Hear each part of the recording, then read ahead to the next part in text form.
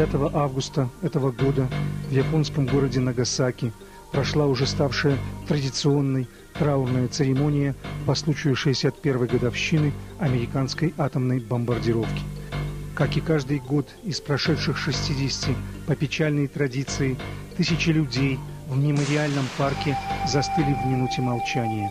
Как и каждый год из прошедших 60 прозвучали удары траурного поминального колокола и призывы к полной ликвидации ядерного оружия на планете. Именно Япония по целому ряду объективных исторических причин стала первой страной в истории человечества, которой суждено было на себе испытать весь ужас ядерной бомбардировки со стороны США. Напомню, что сразу же после взрыва той атомной бомбы, а также в первые 6 месяцев после взрыва, только в Нагасаки погибли 74 тысячи человек. Почтить память десятков тысяч погибших приехал премьер-министр Японии Коидзуми. Гости в 61 раз возложили к мемориалу цветы и опустили в специальный саркофаг списки тех, кто умер за минувший год от последствий взрыва. Такими последствиями являются либо злокачественные заболевания, либо наследственные болезни, либо болезни крови. Тогда, в 1945 году, американский бомбардировщик Б-29, которым командовал военный летчик полковник Пол Тибетс, ранним августовским утром сбросил на японский город Хиросиму не применявшееся никогда ранее оружие – атомную бомбу. Человечество еще не знало, что это за оружие такое и как от него спасаться. И буквально в течение считанных минут тысячи людей погибли, а сам город превратился в горящие руины. До этого момента человечество не имело ни малейшего представления, что может получиться в результате применения атомного оружия. Хиросима, а впоследствии и Нагасаки, продемонстрировали воочию всему человечеству, как можно одним нажатием кнопки буквально смести с лица земли целые города вместе с жителями. В парке мира в Хиросиме, где всегда проходит ежегодная традиционная траурная массовая церемония, снова собрались те, кто испытал на себе воздействие американской атомной бомбы.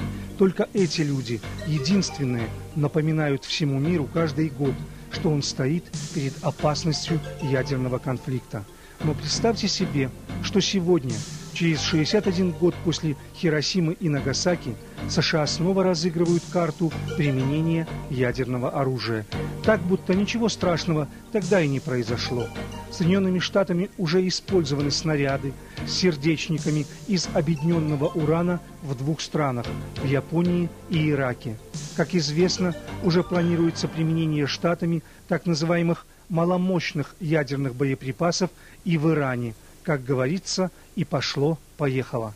Но американцы прекрасно понимают, чтобы решиться снова на применение ядерного оружия в Иране, они должны себя обезопасить от справедливого возмездия, от ответного удара. И вот именно для этого администрация Джорджа Буша взяла курс на создание национальной системы ПРО – системы противоракетной обороны.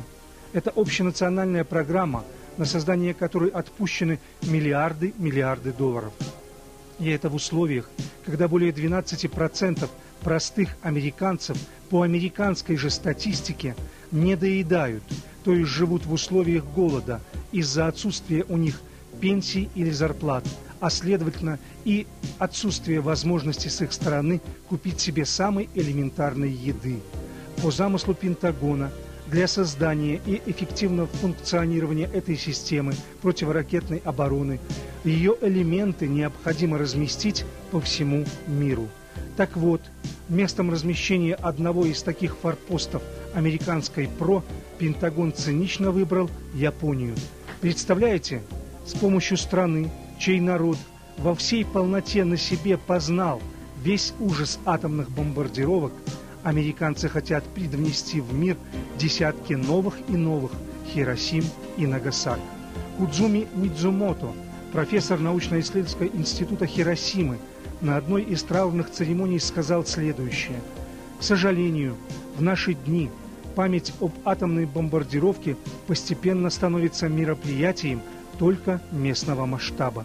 К сожалению, историческая память о жертвах атомной бомбардировки в Японии с каждым годом слабеет. Из 7 ядерных держав на церемонии присутствуют представители только отдельных стран, и США среди них нет. Психологический шок от последствий бомбардировок постепенно сменяется коллективной амнезией. И это очень беспокоит тех, кто пережил эту трагедию, поскольку они видят в этом угрозу повторения событий лета 1945 года. Конец цитаты. В настоящее время в результате многочисленных и совершенно деструктивных усилий самого же японского правительства антиядерное движение в Японии оказалось совершенно в изолированном положении. То, что когда-то было массовым движением всего народа, сегодня, увы, превратилось в очень небольшую локальную организацию, а защита мирного характера Конституции Японии и безъядерных принципов этого государства стала уделом их политической оппозиции. В 2004 году мэр Хиросимы господин Акиба небезосновательно выразил серьезную озабоченность, как он сказал, эгоцентричным взглядом на мир Соединенных Штатов и стремлением определенных кругов в Японии пересмотреть мирную конституцию страны. Конец цитаты. Сейчас уже совершенно очевидно, что с одной стороны современная Япония стремится стать великой державой не только в экономическом, но и в военном отношении. Для подтверждения достаточно назвать только один факт. Оборонный бюджет этой страны, страны восходящего солнца, на сегодня составляет 41 миллиард долларов и является третьим по величине в мире. Страна отказывается от упора на самооборону в поле более широких задач, связанных с коллективной обороной в рамках Японо-Американского альянса. Но с другой стороны, отказываясь от принципа самообороны в пользу усиления своего ВПК и армии, отказываясь от мирных статей своей Конституции, сегодня Япония фактически стала форпостом американской системы противоракетной обороны. Но более того, уже стало известно, что планируется в ближайшее время радикальное усиление присутствия американских войск в Японии и их взаимодействия с японскими войсками, то есть планируется увеличить количество американских военных на территории Японии. В большинстве планируемые мероприятия носят совместный характер, что ведет к их фактическому слиянию и подчинению японских военных американскому командованию. На базе Йокота в западной части Токио планируется разместить совместный командный центр противовоздушной и противоракетной обороны.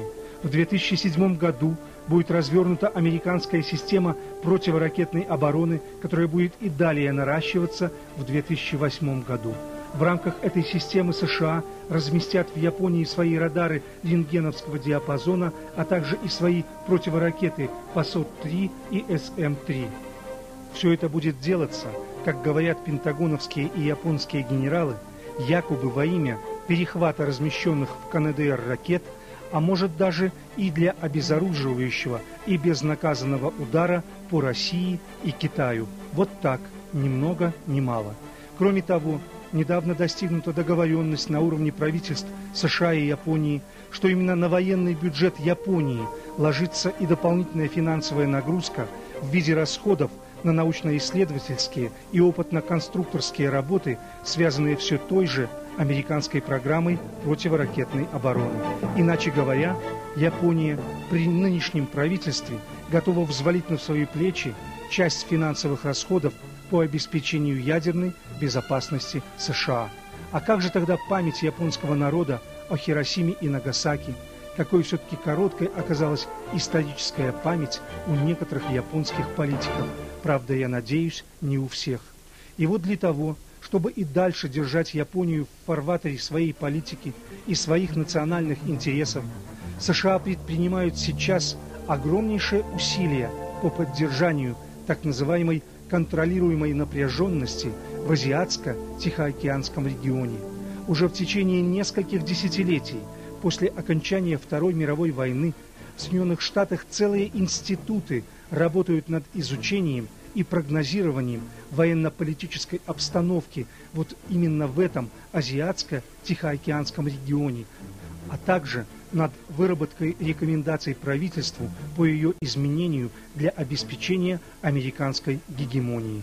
Как всегда, действует только один принцип – разделяй и властвуй. Он стар как мир. В ход идут любые средства, в том числе и втравливание союзников в войны. Вьетнам, Югославия, Ирак, Афганистан. Как инфекции распространяются войны в тех регионах, которые США включили в зону своих национальных интересов. И Япония, кстати, тоже уже оказалась втянута в войну за американские интересы в Ираке. Та же судьба ожидает японский народ и при развязывании США войны в других странах этого региона. Правительству США, как и 60 лет назад, конечно же, абсолютно безразлична судьба японского народа. Своим присутствием на островах в виде военных баз и агрессивной внешней политикой Вашингтон только обостряет обстановку и провоцирует соседние с Японией государства к началу гонки вооружений и втягивает в нее все больше и больше количество стран. Тем самым США обеспечивают себе рынок сбыта своего устаревшего вооружения. Сейчас многие международные эксперты сходятся во мнении, что политика нынешнего японского правительства ведет к заведомо подчиненной роли Японии в отношении США, планомерно и методично дестабилизируя обстановку в Азиатско-Тихоокеанском регионе. Соединенные Штаты тем самым, как говорится, связывают Японию по рукам и ногам в стратегическом отношении.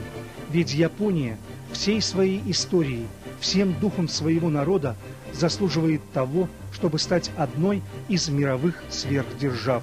Но вместо этого она вынуждена исполнять совершенно чуждую ей роль в совершенно чужой для нее игре, безропотно наблюдая при этом, как другая сверхдержава строит свой мировой порядок за счет японских налогоплательщиков.